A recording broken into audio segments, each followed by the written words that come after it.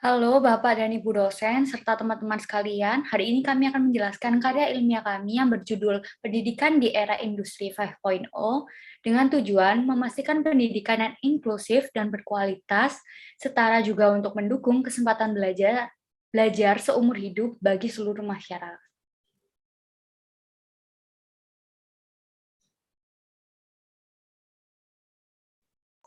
Di sini, kami sebagai pengusul akan memperkenalkan diri satu persatu.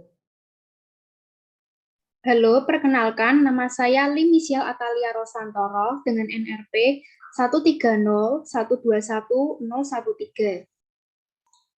Halo, perkenalkan saya Katarina Chandra Kumalasari dengan NRP 130121047.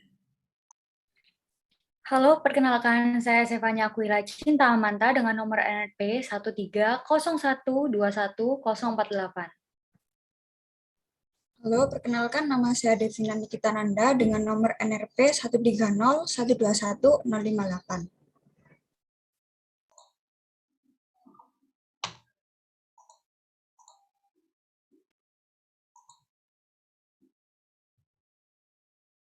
Baik, melihat kondisi pendidikan Indonesia saat ini yang masih memiliki beberapa kekurangan, kami sebagai generasi milenial memiliki pemikiran untuk menciptakan inovasi dari berbagai referensi untuk membantu masyarakat Indonesia dalam menimba ilmu.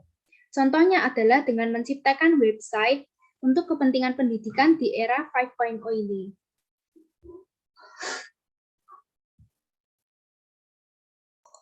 Yang pertama yaitu penggunaan website untuk pendidikan.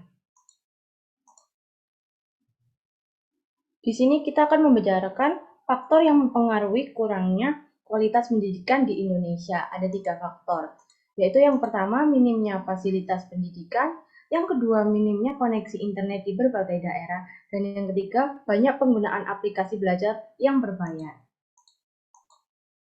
Di minimnya fasilitas pendidikan ini dipengaruhi oleh kurangnya dana pendidikan dan keterbatasan tenaga pengajar dan materi. Di sini saya akan menjelaskan kurangnya dana pendidikan. Contohnya yaitu berbagai sekolah itu fasilitasnya tidak merata. Ada yang fasilitasnya bagus, ada yang fasilitasnya masih kurang.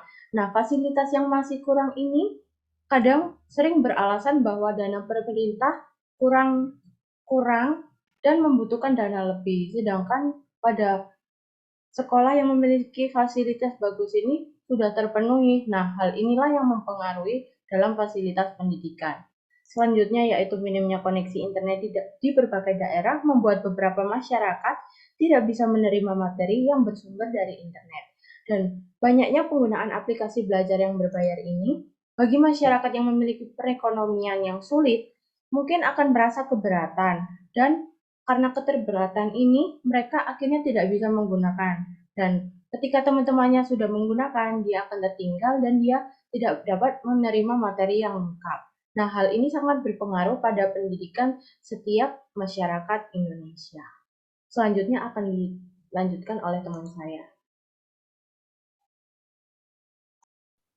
Ya, selanjutnya adalah solusi, upaya, dan hasil yang nantinya akan kami capai. Next slide.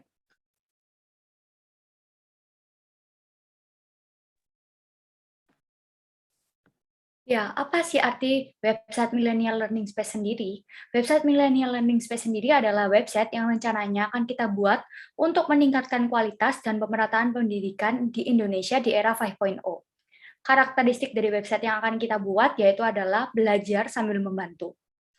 Kita dapat berinteraksi dengan teman-teman baru secara tatap muka dan juga dapat saling membantu teman-teman yang sedang kesusahan. Hal-hal apa saja yang akan kita tonjolkan dalam website kita adalah di mana teman-teman nantinya dapat mengunjungi website kami dengan secara gratis. Dan nantinya di website ini kami akan memiliki banyak ruangan yang sesuai dengan mata pelajaran yang dibutuhkan. Sumber-sumber yang ada di website ini nantinya dapat kita dapatkan dari pengajar yang akurat.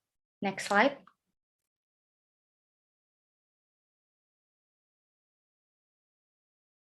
Hasil apa sih yang nantinya akan didapatkan dari website kami?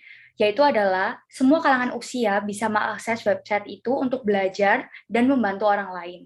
Selain itu, tentunya pengunjung tidak perlu lagi menemukan informasi yang tidak akurat.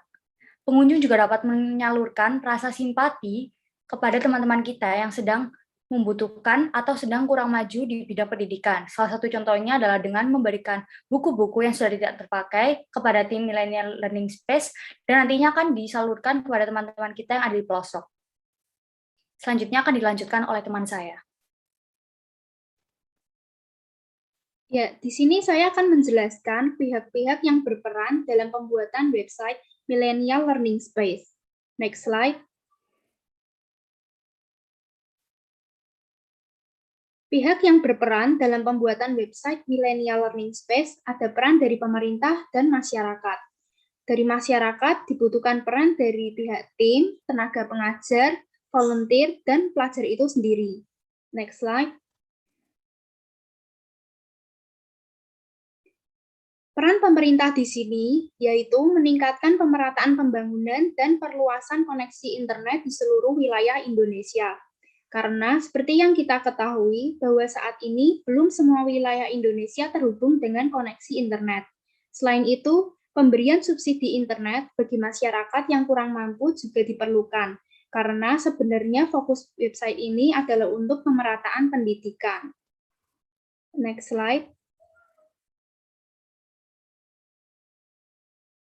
Selain peran dari pemerintah, juga dibutuhkan peran dari masyarakat. Yang pertama adalah tim. Saat website kami ini dibuat, kami akan membentuk sebuah tim untuk mengerus serba-serbi website Millennial Learning Space. Tim ini ada terdiri dari beberapa divisi. Saat pertama kali dibuat, terdiri dari divisi marketing dan IT. Divisi marketing berfungsi untuk mempromosikan website kami ini supaya dikenal oleh masyarakat luas. Kemudian divisi IT berfungsi untuk pembuatan website ini dan pengembangan website ini agar mudah digunakan oleh masyarakat. Seiring berjalannya waktu, divisi ini akan bertambah. Kemudian tenaga pengajar. Tenaga pengajar memegang peran penting dalam pelaksanaan website ini, yaitu memberikan materi yang akurat. Materi yang ada di dalam Millennial Learning Space harus berasal dari guru yang sudah terverifikasi demi keakuratan materi ajar. Selain itu, kami juga membutuhkan masyarakat non-pengajar yang ingin memberikan volunteer berupa buku-buku. Next slide. Kemudian yang terpenting adalah keaktifan para pelajar dalam website kami. Tanpa keaktifan para pelajar, website kami hanya sia-sia. Selanjutnya akan dilanjutkan teman saya. Nah, yang keempat yaitu langkah yang mendukung website. Next slide. Dalam meluncurkan website ini dibutuhkan suatu langkah-langkah awal yaitu antara lain sebagai berikut. Yang pertama yaitu planning dalam kurung perencanaan. Di tahap ini kita menentukan tujuan website ini dengan tujuan mempermudah peserta didik dan pengajar dan sesuai dengan situasi saat ini yaitu belajar melalui perangkat digital. Website ini dapat diakses dengan mudah sehingga dapat memudahkan dalam mengakses materi dari berbagai macam pihak atau sumber terpercaya. Yang kedua yaitu desain.